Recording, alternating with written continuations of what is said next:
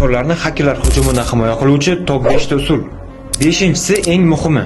Birinchisi telefonga kelgan obnovleniyani har doim bajarish. Chunki har yangilanishda sistemadagi xavfsizlik tizimi kuchaytiriladi.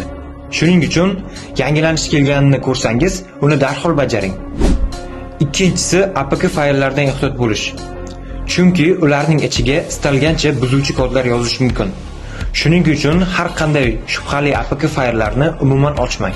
Uchinchisi ommaviy Wi-Fi'lardan iloji boricha foydalanmaslik. Chunki ular orqali xakerlar osongina telefoningizga ulana olishadi. To'rtinchisi har doim rasmiy platformalardan ilova yuklash. Chunki har bir ilova platformaga joylanishidan oldin xavfsizlik tekshiruvdan o'tadi. 5-inchisi 2 bosqichli parol qo'yish. Bunday xavfsizlik tizimi asosan Instagram, Telegram va email pochtalaringiz uchun juda muhim. Chunki bu xavfsizlik tizimini buzib o'tish ancha mushkul. Shuning uchun muhim internet akkauntlaringizga 2 bosqichli parollarni qo'yib qo'ying.